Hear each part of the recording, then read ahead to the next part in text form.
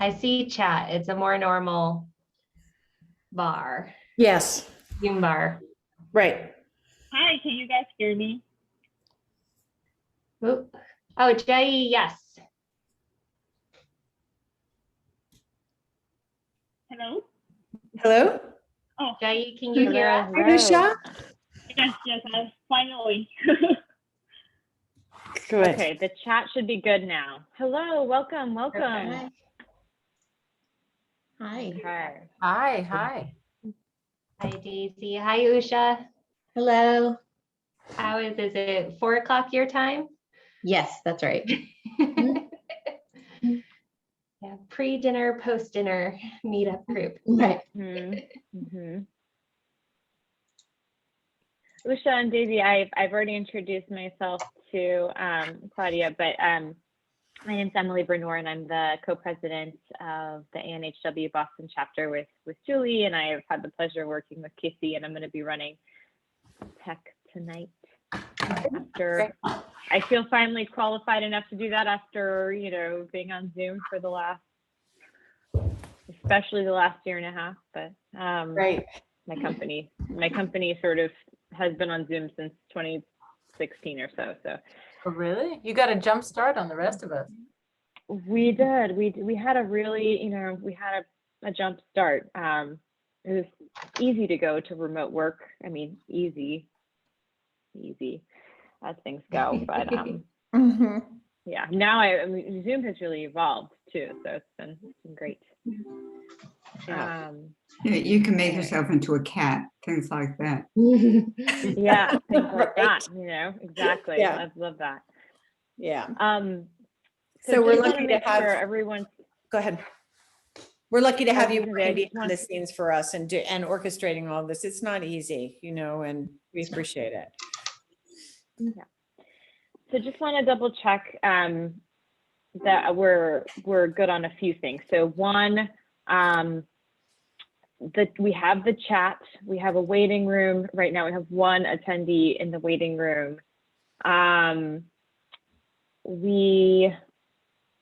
It seems like everyone's sound and audio are working fine. With the chat, I think what I'll do is I will likely have participants chat with the host only, at least once you all start. So the order I have here is Claudia, Usha, and then Daisy for speaker presentations. Okay. Yep.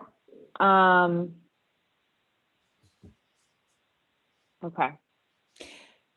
And this meeting is being recorded. I will save it on my personal device, and we will share it with our Boston chapter members only, and we'll figure out what to do with the recording and obviously give you all access to it as well. Are there any other tech questions that you have? Just in terms of screen sharing. Yes. So what we're going to do is you all are going to request to screen share. I will give you permission to screen share. Yeah, I will give you permission to screen share. Can we actually just do that just to see that it works? Because this is not my own personal Zoom account. This is the ANHW Zoom account. So Claudia, actually, would you want to try and share your screen?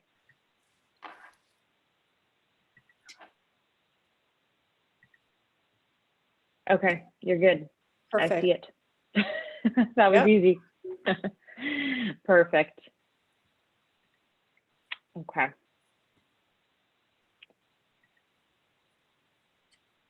All righty. Then I think we are all set. I'm going to go ahead and. I also have some slides. Can I also give it a try? Yes, absolutely.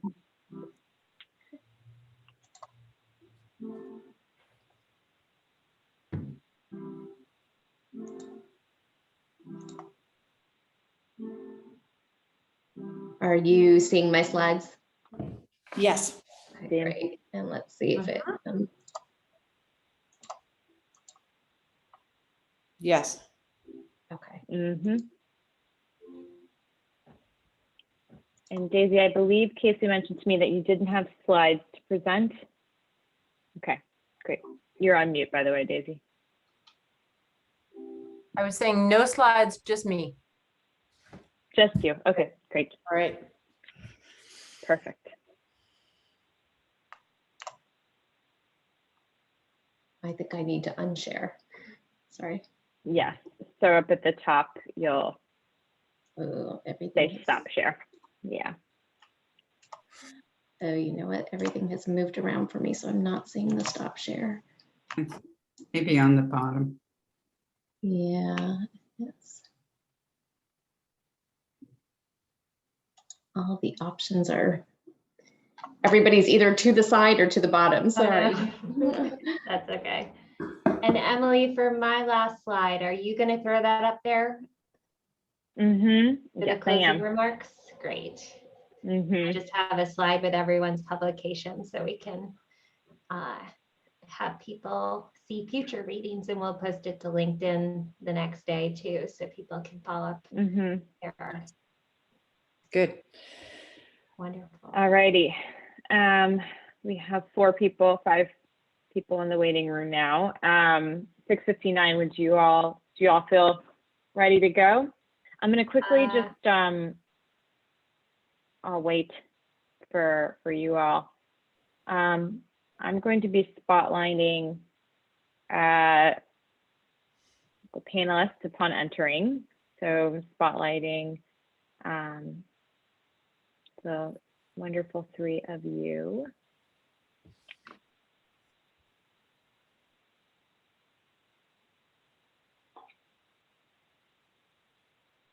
All right. Casey, actually, Julie, I'm also going to spotlight you since you Yeah, I are, think we should have Julie. you're launching. Yep. Say that again. Casey, what'd you say? Oh, it should be Julie, and then it'll pass to me, and then we'll be passing over to Claudia from there. Okay, so all right, that sounds good. Oh, I'm just referring to where it says ANHW greetings, and there's 5 spotlights. Yes. Is that right, Casey? Okay. Yeah, I would have all 5 of us at the beginning. Got it. Okay. Because that'll be the faces they All must right. see. All right, Wonderful. we have 12 people in the waiting room. I'm going to go on mute and let's get started. Okay. Great.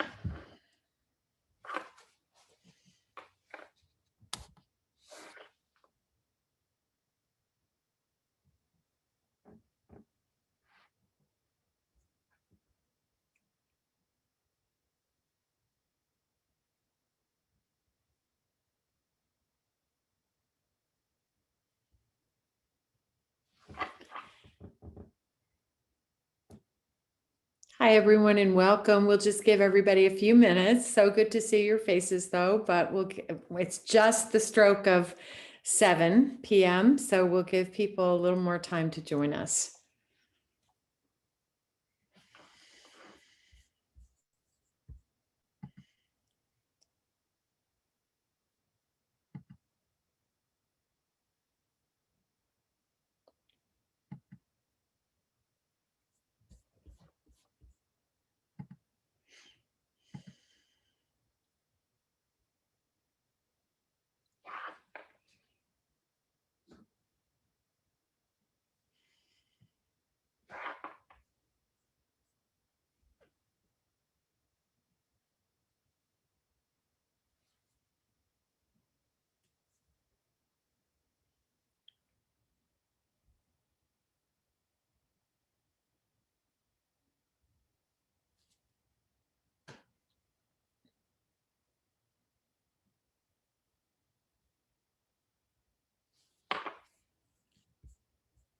All right, so with respect to everybody's schedules, I think I'm going to dive in because we have a lot that we want to cover tonight. My name is Julie Wood, and I'm the co-president of the Boston chapter of ANHW, and Emily Brunner is my co-president up there. She is our tech goddess tonight, doing all the work behind the scenes. So I am here to welcome you and our 3 wonderful panelists who Casey Fee will tell you more about as we get going. Thank you so much for joining us. You know, we are a newly reconstituted Boston chapter, and we welcome you all with open arms and hope that you thoroughly enjoyed tonight's session and that you will come back for more. And with that, I turn it over to Casey Fee. Wonderful. So I'll reiterate to Julie's sentiment of welcome, everyone. Thank you for being willing to spend your time and your attention with us this evening. My name is Casey Fee. I'm a steering committee member of the Boston chapter of ANHW, graduate from the Harvard School of Public Health, and will be your moderator tonight. Tonight we have three outstanding panelists here to discuss women, work, and caregiving. All three have dedicated a good portion of their professional lives to the advancement and betterment of women and caregivers.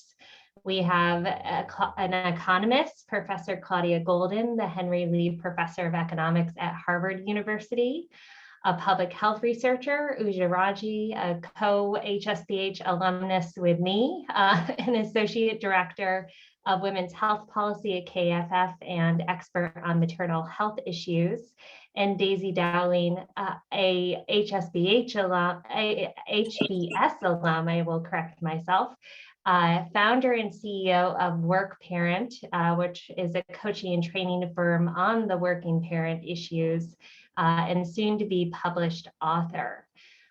Tonight, we're going to explore the tensions between being a caregiver, and that really extends to whatever caring really need, whoever you're caring for, if that's children, parents, friends, families, and animals, as well as how that aligns with your reaching your fullest potential and fulfillment at work. And of course, the gender and sex of female womanhood is intertwined within that dynamic. So we could spend hours with each of these panelists trying unlocking the bodies of their work. But tonight really is just be a check-in to give you several viewpoints of the issues and updates from the year we've had since March 2020. So format for this evening is we're going to give each panelist, starting with Claudia, and then on to Usha and Daisy, about 8 to 10 minutes to give us an insight. I gave them the question of take a framework that you had prior to March 2020 and teach us about it and help us understand what happened and what happened to it in the past year. And then I have a few burning questions that I have for these panelists, but really it's to be a question and answer section as well for good portions. So feel free at any point to put into the chat box questions. I will try to be your voice, or feel free to clip on your camera. We love to see faces. Go off mute and feel free to speak openly and ask questions as we go. Otherwise, I think that's everything. We are recording this for future access for our panelists. And if you stay with us past 8 p.m., we're going to have optional breakout sessions so that the attendees can meet and greet with each other and talk about the issues that we hear today in the room. So without further ado, I will pass it off to Claudia. Welcome, Claudia, and the stage is yours.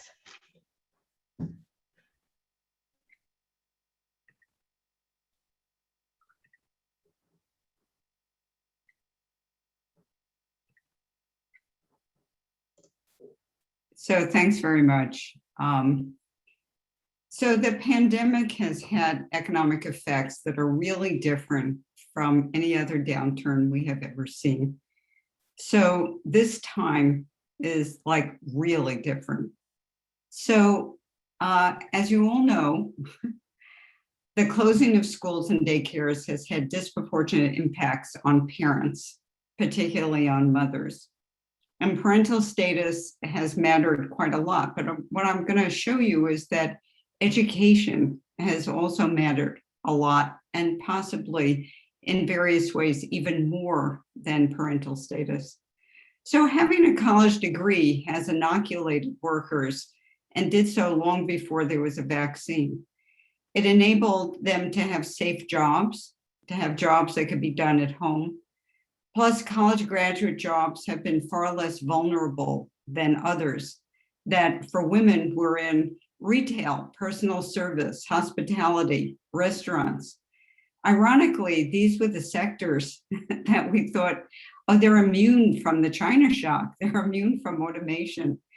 But in fact, this is exactly why the recession has been deemed a she-cession, because it has impacted these sectors that seem to be protected sectors. So first off, what has happened to the time demands on working women with children? In mid-March of 2020, we descended from an era that I'm going to call BCE, called before the Corona era, and we descended into an era that I'll call DC, during Corona. So most workers who could sheltered in place and worked from home. I'm going to focus first on BCE, and I'm going to focus on college graduate employed adults and their families. And I'm going to use an extraordinary set of data called the American Time Use Survey to compute childcare hours of mothers and fathers by the age of their youngest child. So down here is the age of the youngest child, and here is the hours per week. Now, let me begin by saying that the ATUS, which could have served us enormously well, was stopped during the pandemic because surveys just couldn't be done. So the data that I'm going to show you are in part from the ATUS before the pandemic, and then data that we have sort of assembled to resemble what the ATUS would have looked like. So the childcare hours of mothers BCE are given here by the blue bars, and the fraction of the total parental childcare hours they did is given by the little number above the bars. Before the Corona era, college graduate employed mothers, these are all employed with fathers of the child, the husbands also fully employed. These women were doing around 60% of the total childcare hours. And realize, of course, that this does not include housework, laundry, food prep, and cleanup. Now, by mid-March, almost 90% of school-age children were not physically in school in the US. Most childcare facilities were shuttered, and that greatly increased childcare demands. But since many households had both parents, these households, these college graduate households, had both parents at home full-time, there was actually a lot more parental sharing. Consequently, the fraction of childcare hours performed by mothers fell. You can see that with the little numbers above the bars, above the green bars, even as total childcare hours for the two together doubled. The green bars here denote the childcare hours of mothers in the spring of 2020. The fraction of the total they did, as I said, is given by the little number above the bars.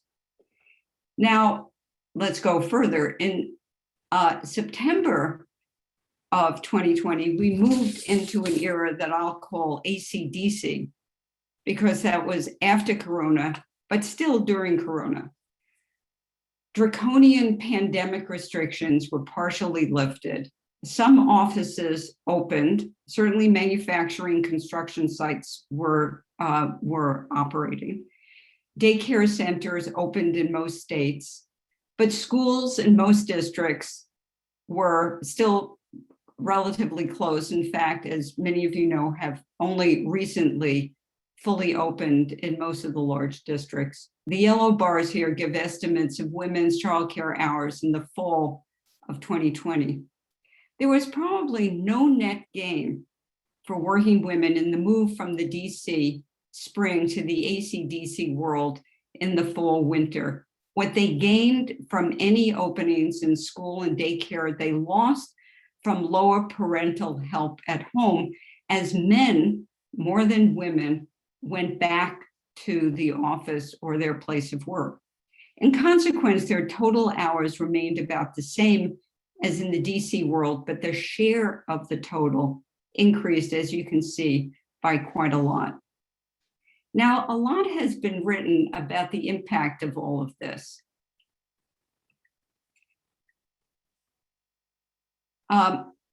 And you can see here many of the headlines, quite extreme. Could push many mothers out, could scar a generation, drove many moms out of the workforce, set women back 10 years. And the most extreme from the McKinsey Lean In 2020 report, 1 in 3 mothers may be forced to scale back or opt out. So what I'm going to do is spend the rest of my short amount of time to tell you about what really has happened.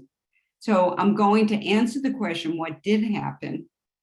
And I'm going to do it via the concept of labor force participation, since leaving the labor force is often very hard to undo. And in fact, that's what these headlines were about. They weren't about employment. They were about leaving the labor force, pushed out, thrown out. I've divided the last year into the 4 seasons, spring, summer, fall, and winter. And I compare each to the pre-pandemic period. For example, I compare the participation rate of a 24 to 35-year-old college graduate, a group of women in that age group in the fall of 2020, to what they were doing in the fall of 2019. That's a difference. And that's what's being given over here. These are percentage point changes. These are ages, and these are spring, summer, fall, and winter. This is white women. This is Black women. These are all the college graduates. Labor force participation for the college graduates shows a decrease for sure. Anything below the line here is a decrease. These happen to be increases.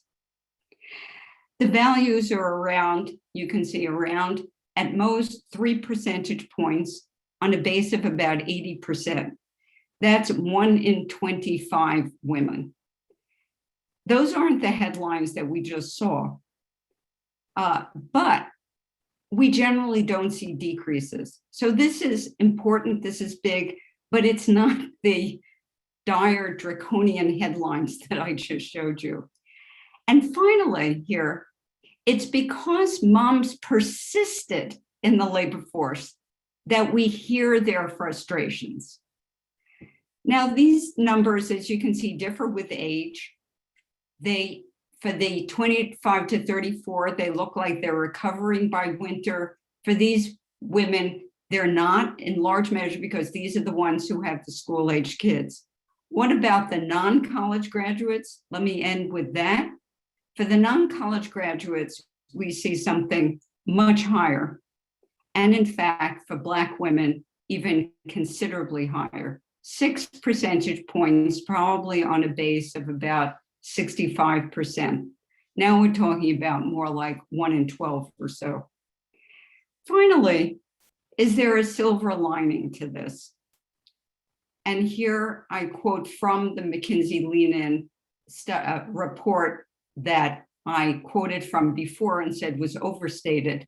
Here, I would say they're on the right track. Remote work can help level the playing field. Let's reset norms around flexibility. Is there a silver lining? Possibly, in terms of lowering the cost of job flexibility. But let me end by saying, until men also take advantage of that type of benefit, women might gain in the short run, but lose in the long run. Thanks a lot. Thank you very much, Claudia. And I'm going to pass it right off to Usha to follow on. Thank you, Casey. Give me 1 second here to share my screen.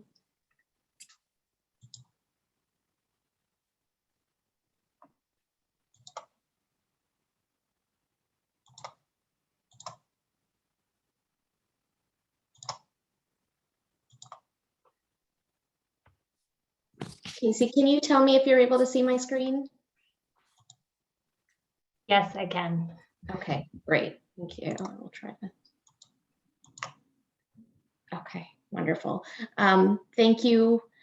Casey and team, and thank you, Claudia. It's great to see you all.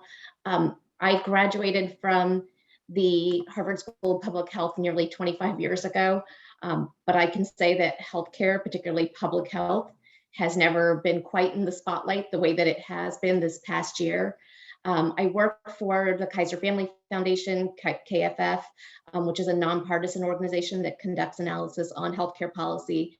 And my work focuses on healthcare access, coverage, financing for women with a focus on low-income women.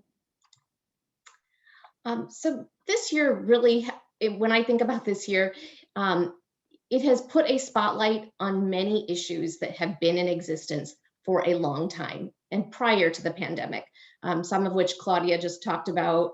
But I think for a lot of people became a lot more visible, and the intersection of so many of these issues in particular became a lot more apparent. Things like just to name a few, the state of our public health infrastructure, long-standing racial inequities, huge gaps in need in mental health care, and the role of caregivers, both paid and informal in our society, just to name a few. So when we look, just to start, when we look at who are the caregivers, I think most people know this, but sometimes just the magnitude is surprising, that it is women. In the paid workforce, over 3/4 of healthcare workers with direct patient contact are women. Particularly in the long-term care settings, nursing homes, home health aides, that goes up to 80–90% are women. And while this is among those who are paid, there is a huge spectrum in salaries, long-term care facilities. About 1/3 are still low income. That is, they are working, many working full-time, and that's income less than $50,000 a year for a family of 4. Just for context. So for a long time, I think it gives you a sense of just how care work has been valued. Women have always been at the forefront of healthcare, both in the workforce and at home. And so I want to focus a bit on mothers and who we know are the primary caregivers in many families. But I think that sometimes we don't think about all the roles that extends to, including in healthcare. So when it comes to children's healthcare needs, about 7 in 10 moms say they are the ones who take their kids for appointments, get follow-up care when a doctor recommends something, choose their children's doctors. I will say there is some disagreement among fathers. A pretty small share of dads say that they are usually the ones who take care of these responsibilities. But more likely, fathers are more likely to say that they share the work with a spouse or partner. But even then, it's really quite clear, and this has been consistent over many years, that women play an outsized role when it comes to healthcare for their children. And this is data from the KFF Women's Health Survey, which was conducted late last year. And everyone knows that sometimes children get sick and cannot go to school. Again, an issue way before the pandemic, but something that was really heightened this past year. And so when kids cannot go to school because they're sick, it is usually the moms who stay home with them. About 6 in 10 moms say they are the ones who usually do that. But that can have really tangible consequences. Almost half of mothers and more than 1/3 of fathers say that they do not get paid when they take time off because their kids are sick and cannot go to school. And the burdens are much higher on some groups. Mothers who are Black or Hispanic are more likely to have to be the ones staying home if their children cannot go to school, less likely to be able to say that they can share that with a partner. And among Hispanic moms, about 2/3 lose pay when they miss work to stay home due to a child's illness. Among low-income mothers, and not surprisingly single mothers, over 7 in 10 are the ones who stay home when their kids are sick. And among low-income, who can least afford to lose pay, 3 in 4 do not get paid for that time. I think this is something I wanted to bring up because I think many of us are thinking, including myself, about the announcement yesterday that the vaccine, the COVID vaccine has now been approved for children as 12 and older. I spent some time last night booking an appointment for my 13-year-old, and in about 2 hours, I'll be heading out to take him for that appointment. So I think this is something obviously that affects people across income spectrums, but the ability to meet some of these healthcare needs, again, the responsibilities fall heavily among women, but the ability to meet them is really pretty unequal, pretty different among groups. And again, I think another way that this year that the pandemic has really heightened and exacerbated existing gaps.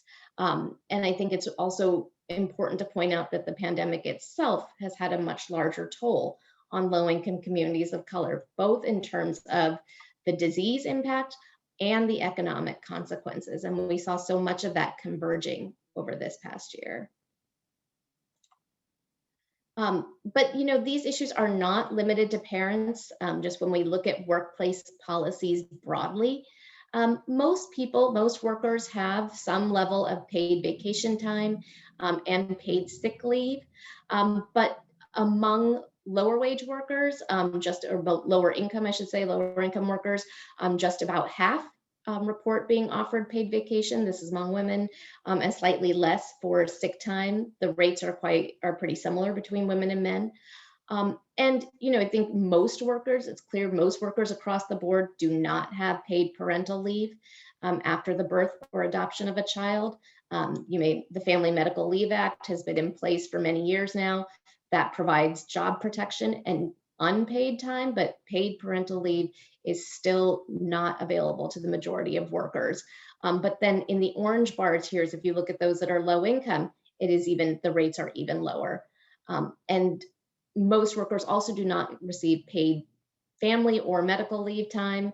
For instance, if you need to take time for caregiving for a sick or elderly parent or other relative. Again, another issue that just really came into the spotlight this year.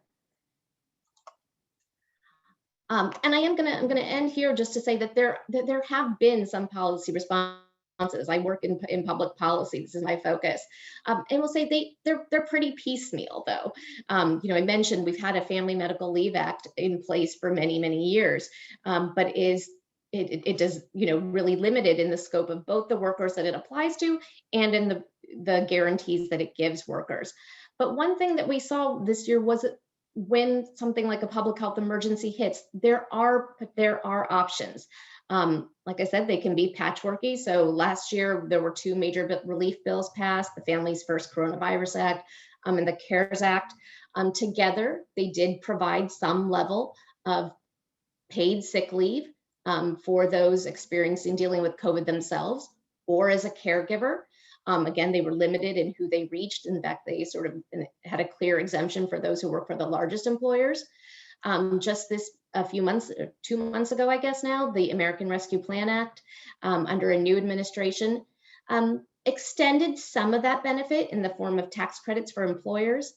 And the American Rescue Plan Act, or the infrastructure bill being currently debated in Congress, does have proposals for paid family and medical leave more broadly, a mandate for paid sick leave, as well as a minimum level of wages.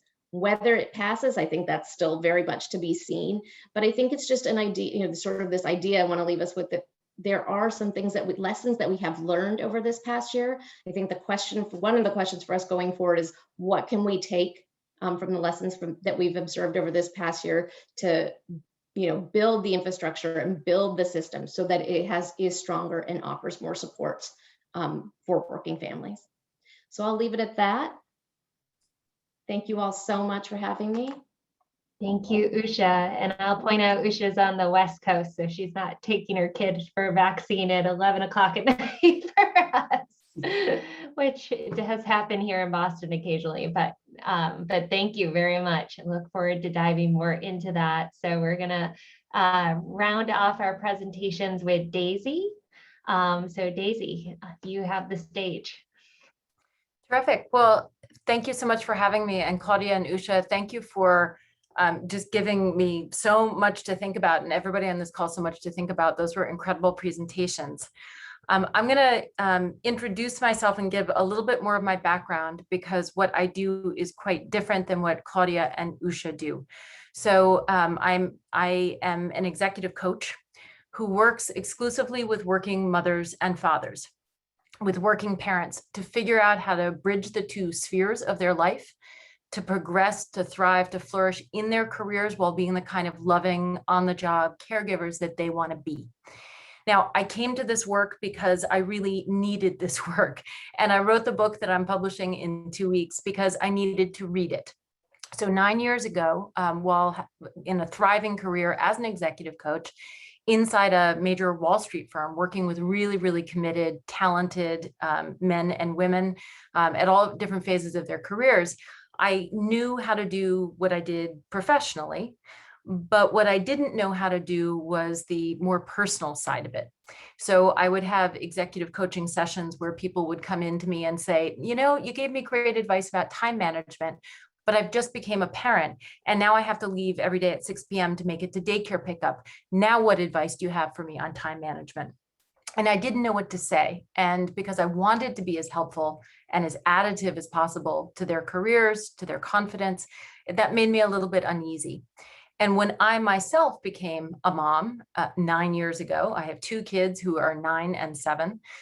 When I became a parent 9 years ago, I realized that there was an enormous amount I didn't know. The problem really came home, and I mean that literally. So as I, had a very, very small child, I was confronting some of the career issues that many of you or the people you care about have confronted, like, how do I talk to my prospective employer, because I was about to potentially change jobs, about my caregiving? How do I negotiate for flexibility? And is that okay that I'm even trying to do that? How do I manage my time? How do I find good care? How do I recast my identity as somebody who's always sort of based myself as somebody who is, willing to go the extra mile at work, now that I have some natural limitations on my day and want to have limitations on my day because of my child? I couldn't find the answers to those questions. And I couldn't find sort of the one single source that I needed to take policy, program, all those things that happen in Washington, sort of, in the benefits department of my organization, for good or for ill, and bring those things into my home, into my day-to-day, into the area under which I had control. So I did what I knew how to do, which was I went out and I started talking to people. And over the past 9 years, I have spoken to hundreds on an interview or research basis, and thousands in terms of my additional clients that I've connected with one-on-one and in workshops, of working parents of all different packages and forms: male, female, biological, adoptive, parenting babies, parenting teens, people who are in different fields and functions and family structures, very, very importantly. And I've asked each and every one of them the same questions, which is, what works? What do you wish you had known when you started this? What is your best advice to me? What routines, habits, hacks actually let you handle this caregiving challenge as somebody who is working? So I wanted to share with you this evening a couple of key specific pieces of advice, ideas, solutions, approaches. They're tools, not rules, but tools that I typically and routinely share with people who are caregiving, with working moms, with working dads. And I'm going to share them with you in hopes that maybe you can use them yourself, or that you can share them out with the people on your team, people you're mentoring, or people who are in your family, whatever it is. So as you listen, think about, I could use this, or I'm already doing that. And if that case, you can draw confidence and get a sense of approbation from what I'm saying. Or you can think about, it doesn't work for me, but I'd like to approach it in a different way. Now, I want to be very clear as I go through these few different bits of advice, as I coach you. I want to be very clear here that I am in no way saying that oh, well, if you just did enough or did differently, this major catastrophe of caregiving that we've just been through for the past 15 months, you could have handled it better. There is no blame. I am not shifting the responsibility of managing through what is structurally, at least right now, in this time, in this country, structurally an incredibly difficult thing. I am not shifting the burden of responsibility to you. What I am, though, doing is saying, I'm in it, you're in it. And here are some things that can help us in the here and now. The very first thing, and I'm going to number these as I go, and I'm going to go through them very quickly. I'm a New Yorker. I tend to talk fast, as you can tell. But the very first thing, my first recommendation to you, is to understand your working parent template. Your working parent or your caregiving while working template is the collage-like collection of different bits of advice, experiences you've had with, and advice you've gotten about working while caregiving over the course of your entire life.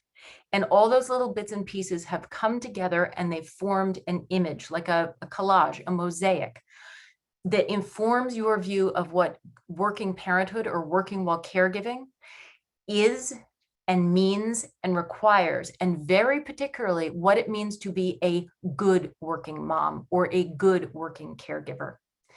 Now, let's say when you were growing up, your own mother worked full time, but she was able to leave work at 5 o'clock and drive home and always cook dinner for the family, and you sat down and you ate it together. If that's the case, that's great. That was your family's model. But if that's the case, you may very well have internalized the idea that good working moms, that good working parents are able to draw very clean boundaries between their workday and their home life, or that good working moms cook for their children, or always eat with their children, or are always available in the evenings. Shifting a little bit here, maybe you're in a social media group right now, and all of the other working moms who are in it or caregivers who are in it tell you that as soon as you have a second child, it's really time to think about going part-time or to stepping back somehow at work, to not raising your hand or taking a staff role. Neither of those things are good or bad or right or wrong. They're your experiences, they're valid, they're yours. But if you don't take the time to step back and to understand how those different inputs have informed your view of what it means to be a working mom, a working caregiver, and to be a good one, then you are going to find yourself feeling like you are dragging around a bag of rocks the entire time you are working while caregiving. You will find yourself comparing yourself to the model before, beating yourself up for ordering that pizza again, when, well, your mom, used to cook. Every good parent should cook for the kids. And you'll wonder as you stroll the prepared foods aisle of the supermarket why you are such a crummy parent. Or you will wonder if it is inherently wrong to really want to put your foot down on the gas pedal and try and get that next promotion while you've just had your second child, because everybody's telling you that maybe you shouldn't do that. Those are two really specific examples, and yours may be wildly different. But here's an assignment for you, or the person you're working with or coaching or mentoring, is I want you to take a piece of paper whenever you get half an hour free, which I know is easier said than done. I want you to take a piece of paper and I want you to jot down from your family of origin, professional training or education and early professional experience, mentors, coworkers and colleagues, media and social media, your own social circle, your community of origin, whatever it is, the different sort of parts of your life that have influenced you about being a working parent. I want you to jot down all the different impressions that you have gotten, good, bad, indifferent, doesn't matter, onto that piece of paper. And that's your template. And then I want you to step back and take a look at it and say, how does this relate to my experience, my family structure, my feelings, my choices, my decisions, and the situation in which I find myself, which for the past 15 months has been different than anybody could ever have imagined, right? The rules that might be in your template, which may be very strongly held, do not apply. And if you want, sort of a bit of, corroborating evidence that they don't apply for me, you'll notice that I'm sitting here speaking on a Zoom wearing a blazer, and in the background, it's my laundry room, right? This is my laundry machine back here. This is not a situation that any of us would have naturally found ourselves in, which is why we have to step back from our templates, recast and say, what is going to work now for me individually? So that's the first thing. You understand so that you can control and create a new working parent template and not be controlled by it. The second piece of advice has to do with what I call building your working parent village. Now, we all have heard the saying, it takes a village to raise a child. What they don't really tell us, or what that saying doesn't get across, that it is that it takes a really well built out, robust village to raise a child, particularly when you're a working parent, but that you also want that village to be supporting you, not just caretaking or schooling or care and feeding of your actual child, but you as a professional, as a parent, and as a person. They also don't tell you that you need to be the mayor of that village, to architect it, to build it out, to recruit the villagers, to staff them up, to get the help that you need. In other words, I want you to think carefully, consistently, thoroughly, creatively, and regularly, again and again and again, about what your village looks like and how you can take it to the absolute max. Now, in the book that I've written, I have a simple technique or worksheet for doing this. It's called 8C, and it basically just requires the reader or whoever's doing the exercise to think about 8 different categories or types of help and support that they, as a working mom, as a working parent, can get. The idea is to treat this with the same thoroughness that you would treat a work project. And no, Mary Poppins is not going to float in on, and land with her umbrella on your front lawn or on your balcony as a result of this exercise. But what it will do, and this is particularly relevant in crisis times like we are still in right now, what it will do is allow you to find those bits and pieces of extra support and advice that will take working while caregiving from the nearly unachievable or flat out unachievable to the nearly extremely stressful and demanding. That doesn't sound like a big shift, but it is. It will allow you to stay in the game. Those 8 C's, I'm not going to run through them all here. I'm happy to share it with the group afterwards. I can email this around and you can use the worksheet for yourself. But it prompts you to think about what kind of support and help you can get from your career or your workplace, from your colleagues, in terms of care, in terms of clinical support, what you might get from your healthcare provider, from your community, and so forth. And working creatively, you can find those bits and pieces of advice. Maybe you are stuck at home distance learning a child, but maybe a relative who's 3 time zones away can beam in and help oversee math homework. It sounds small, and it is, but again, those are the pieces that will keep us in the game. And then the third and the final piece of advice, and Casey, at the beginning, you asked us to talk about how some of these things have filtered and changed throughout time. This one, I was advising people before, but it's one of the most prominent pieces of advice that I really want to prod and push. And as your coach, I'm paid to push you. But here's where I'm going to push, is to understand the term flexibility holistically and to learn to advocate for yourself. I think that working parenthood is beautiful and a noble pursuit and worthwhile. And I think there are tools, not rules, but tools that we can use to make this better. But the one thing that you will hear me say that's a little bit of a downer, a little bit on a negative note, is that I'm very worried that we have all begun to think of flexibility and remote work or working from home as being the same thing, as being interchangeable terms. They are not. Flexibility can come in a lot of different range of forms. It can come in a compressed work week, or reduced hours, or shifted hours, or fractional work, or seasonal work, or consulting work instead of W-2 work. Or it can come in, in other ways. It can come remote or in hybrid of all the things that I've just mentioned, or in job sharing. If we do not think creatively and thoughtfully about which of those different options and others may work for us, I'm concerned that we're boxing ourselves into a binary flex, not flex.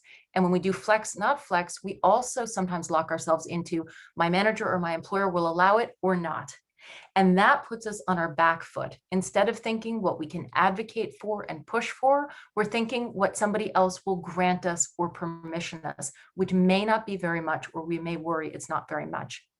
So I'm going to suggest, as your coach, that you take as broad a range, that you look out across the entire vista of different flexible options, that now is the time to think holistically and out of the box on that, and then to start advocating.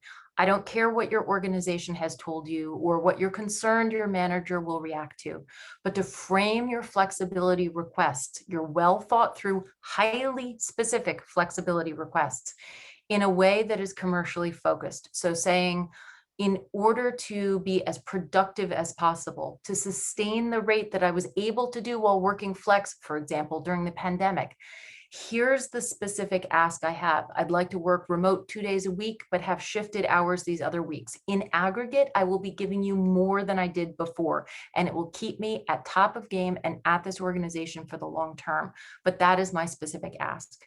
So I'm going to stop there.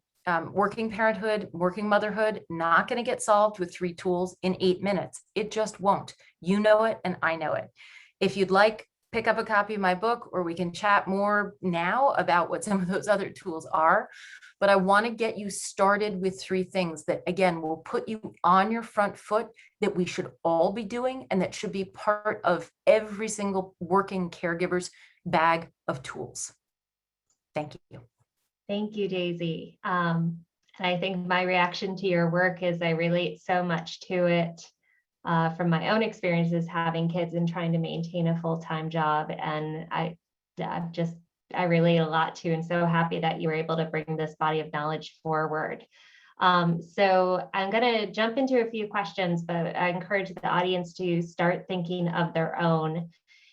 In my world, we're at this precipice where we're about to go, at least in my workforce, we're about to go back into the office. There's been the whole culture change around remote work that is going to stick around, but how that actually culturally embeds itself long-term into institutions is a complete unknown of what hybrid will look like. So I have to go with silver lining is remote work will provide more flexibility, particularly to working caregivers.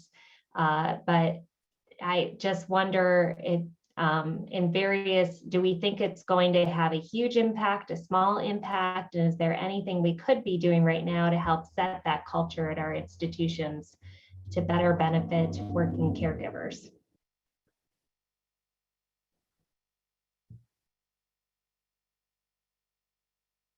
Well, I can start just my own thoughts, Casey. Like you mentioned, I'm on the West Coast. I'm in the San Francisco Bay Area, and I live basically, in Silicon Valley. And it's very, and I don't work in the tech industry, but many of my neighbors do. And it's actually just been really interesting because, for many years, I think many of the people around me, were always questioning why wasn't remote work or hybrid work more available and more part of the norm in this, sort of tech center, huge tech center. And so that's been, at times sort of ironic in some ways. You could say that it took a pandemic to finally make this a reality for a lot more people.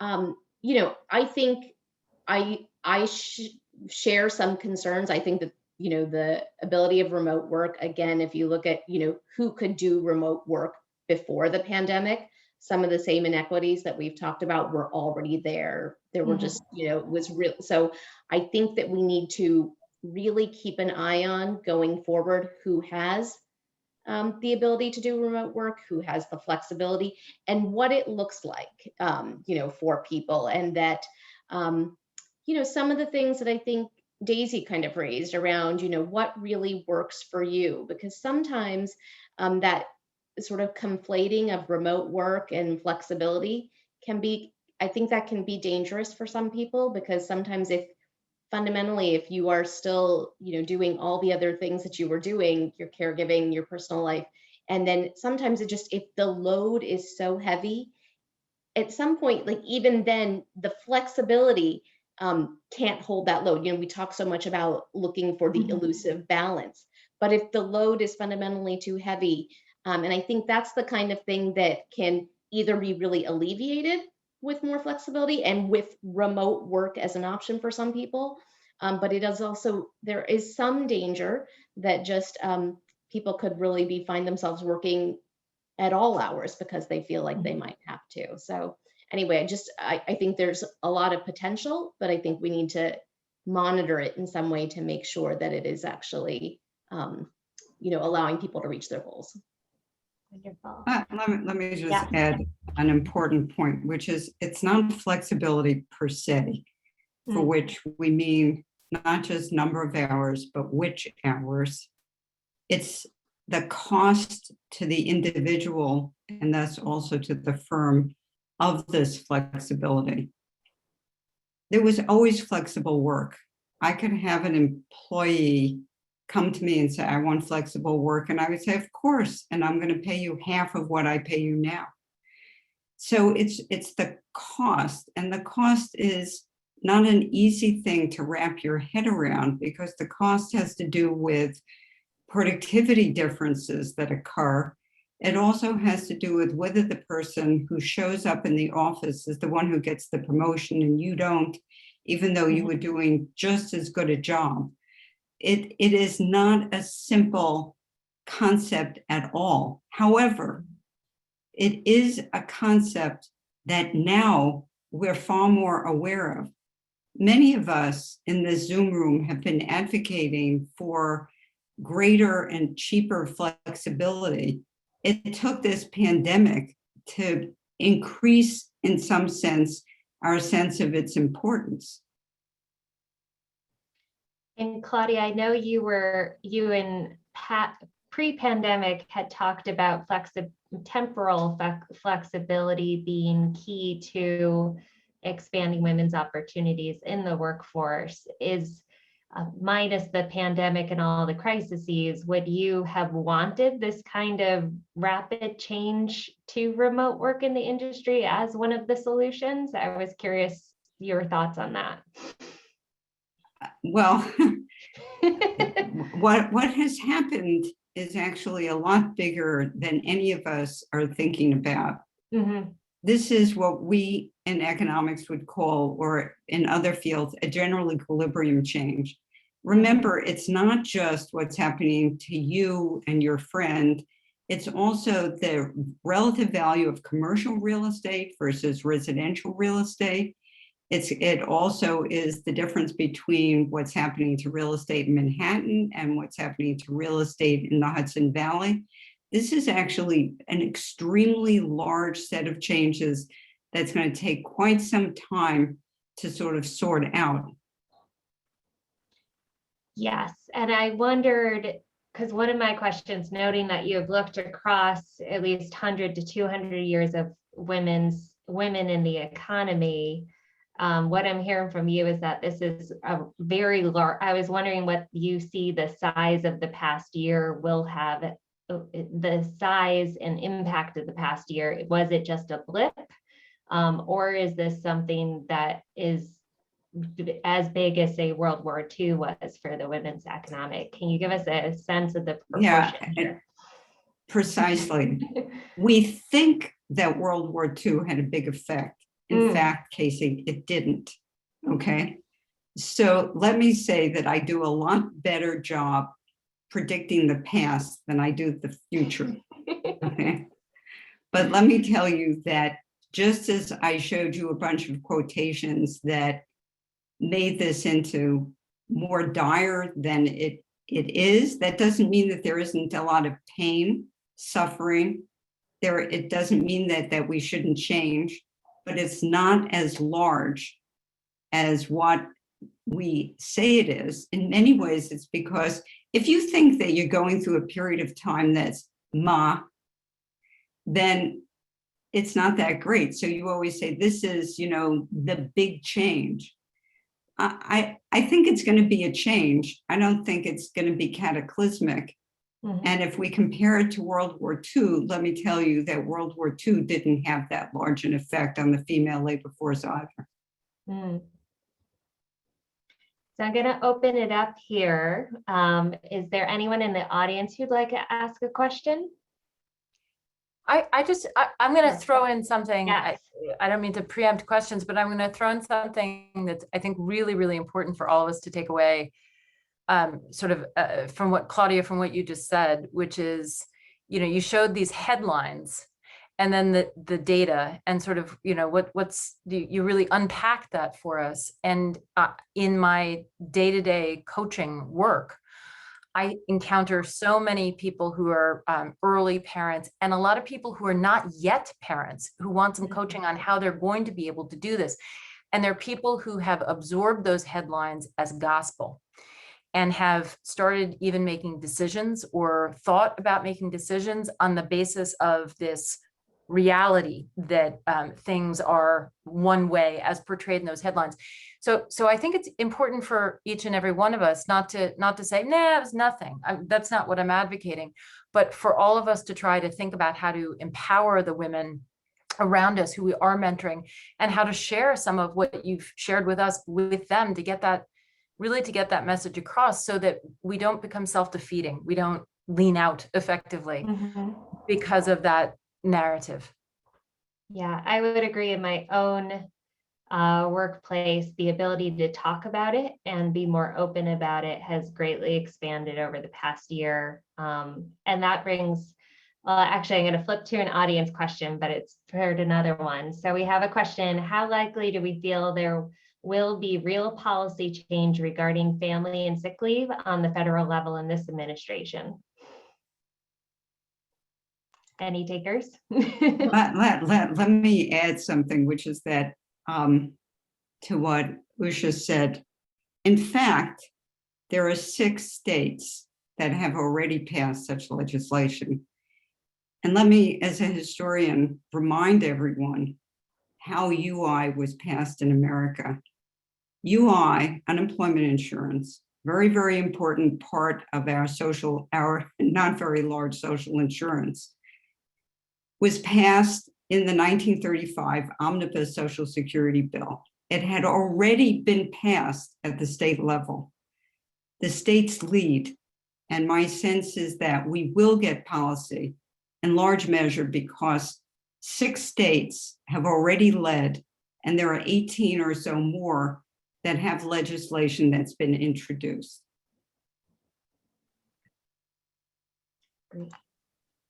Well, I'm glad you're a little more optimistic than I am, Claudia. I hope that is the case. But I do think, you know, I live in one of those states. I feel lucky that to be here and to have taken made use of the California law. So, you know, we do have, there is interest. In fact, there is, you know, I guess it was 2 years ago, almost 2 years ago now, there was, not by legislation, there was some legislation granting some paid leave for federal workers. That was also a step.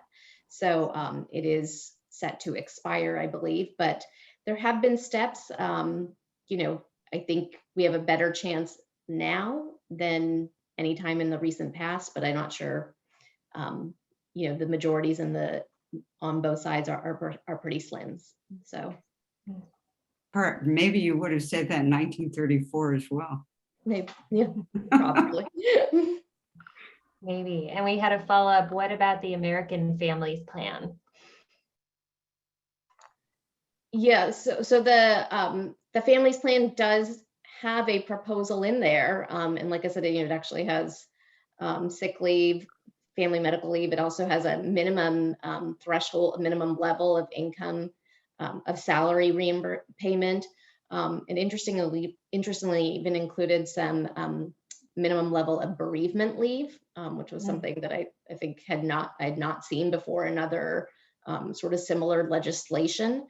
So I think, you know, I think there has been growing recognition of, you know, sort of just this idea. I've seen headlines about, you know, is caregiving, is childcare, is that infrastructure? And so that sort of broadening of our viewpoint on that has started to infuse some of the dialogue.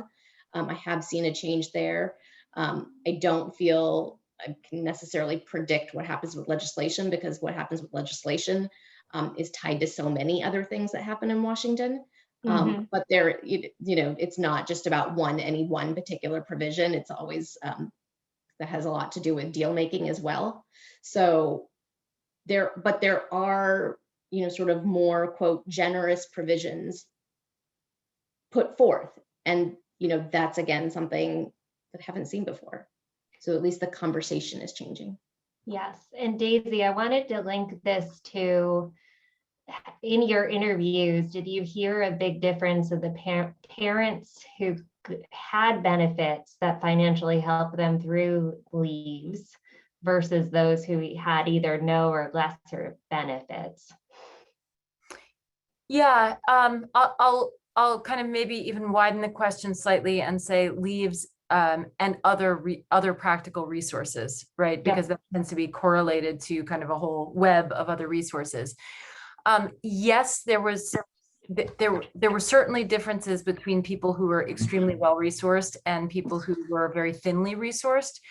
But I would say that the interesting thing for me was to see some of the ingenious, creative, out of the box ways that people with fewer resources were able to build their villages, were able to find creative ways of caregiving. For example, in a dual career couple, having shifts not overlap so that parents could be direct caregivers, very difficult for the parents themselves, but a staggered care arrangement instead of a daycare arrangement, for example. So I was struck by the ingenuity there, and also struck sometimes by people who were very, very well resourced, but who still felt like they were facing into serious headwinds in terms of their career and their own resources and so forth. So I know I sound like I'm talking out of both sides of my mouth, but this is why I tend to believe that there's this third leg to the stool. There's the policy stuff, which goes to resources too, programs, which are largely within organizations, and then these practices. And practices can be resource agnostic. They can be learned, but some people have them, some people don't, and that doesn't always correlate.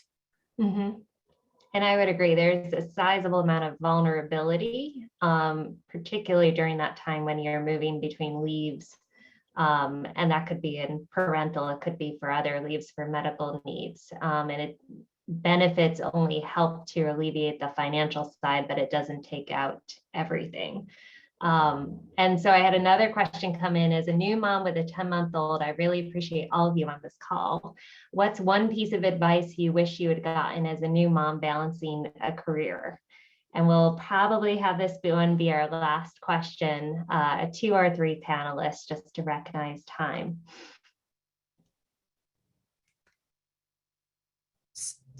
So I've got a piece of advice for you, which is you already keep a to-do list, and it's probably already about 10,000 miles long.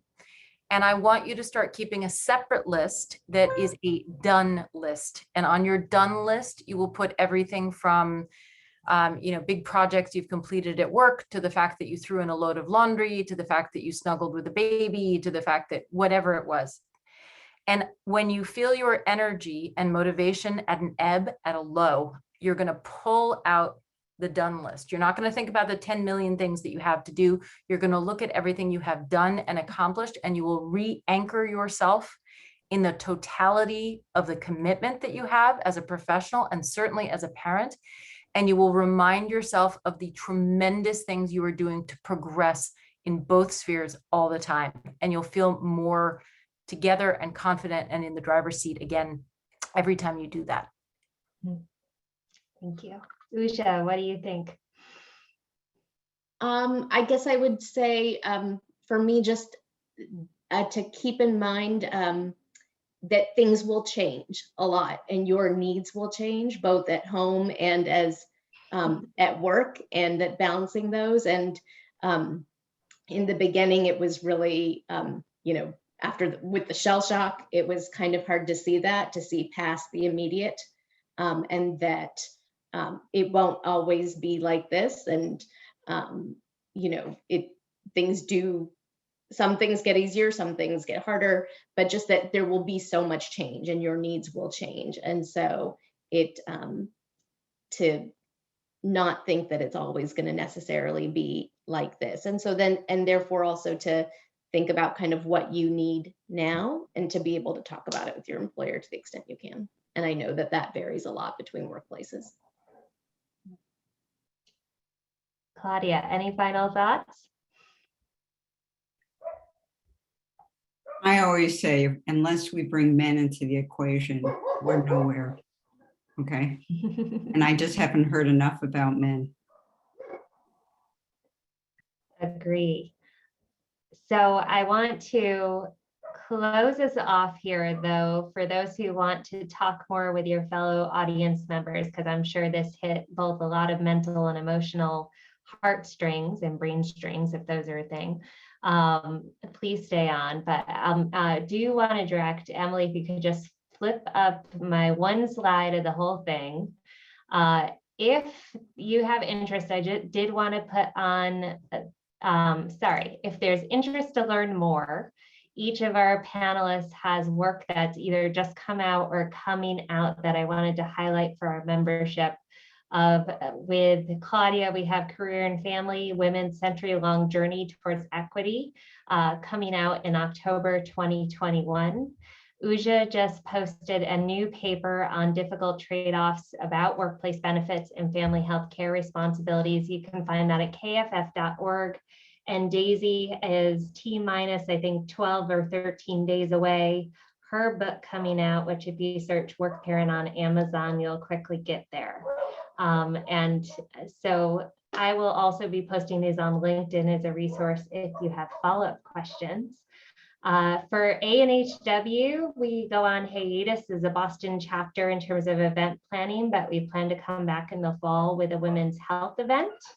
So be on the lookout for that. I also encourage every member to look at the ANHW webpage. We have events from chapters around the world, actually, that we now all have access to because everything's virtual.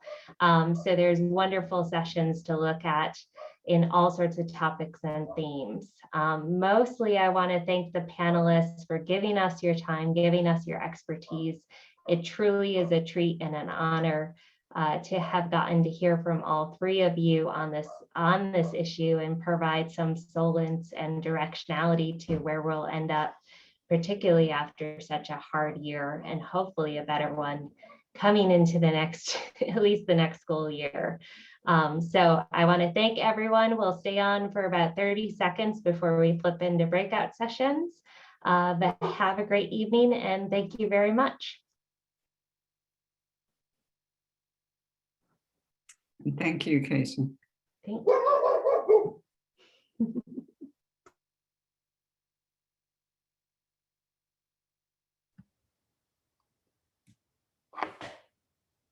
All right, I'm one of the people who's going to stay and hang out if anybody wants to join us. Emily's going to set up some chat rooms, I think, right? For those who want to join, so we can hash this out a little bit more, process everything we've learned tonight, along with our own learnings.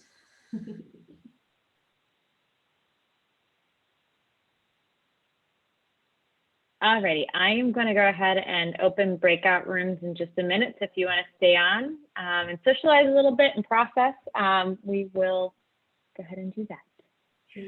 How about a takeaway from somebody just to the whole group? Like what was one aha moment that you had tonight from any of the three speakers? Anybody just jump in. Hello, this is Talia. I think something that I am hoping to take away is a little bit of a sense of hope that this is very much doable. I don't yet have children, but I'm certainly hoping to at some point in the whatever future. And I know that from my own experiences growing up as a kid with two working parents, that was always, you know, a model that I saw in one particular way. But it was interesting to hear about different ways that people can make it work. And I mean, I'm also at this point, you know, not as young as I used to be. And it's like kind of nice to see that maybe we've progressed somewhat in the past like 20 something years since my mom was raising me. So. Great. Someone else jump in. Yeah. Hi, I'm Jackie Kiviat, and I would say I think the biggest aha was the closing statement by, I think it was Claudia, that she hasn't seen enough men get into the conversation. And I will say this, having a personal support system, I mean, that's not anything new, but building it And personally speaking, being able to rely on my husband was huge in my, so. Right. Yeah, that would, we could have gone another hour with Claudia's last statement. Totally agree. Yeah. But in the public discussion, I mean, that's, when I've seen men support, not just childcare and dividing up work at home, but also women in the workplace and equity and helping women advance. I see more progress and more hope. Yeah. Good. I feel like we had a good mix of speakers too, where we got the historical view a little bit from Claudia, we got some data, and then we got like practical hands-on tips from Daisy at the end. So it was really well balanced, which I appreciated. Good job, Casey. Thank you. I appreciate the data didn't look quite as scary.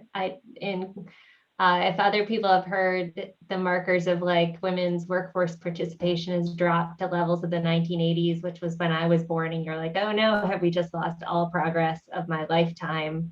At least Claudia's numbers seemed a bit more reassuring on one end, not every, certainly not every factor on those components. But so that I try to be optimistic. That will come out better for this than worse. So we're all set with breakout rooms. If you all want to, we even have smaller group discussions. I will open them up now. Wonderful. Thank you.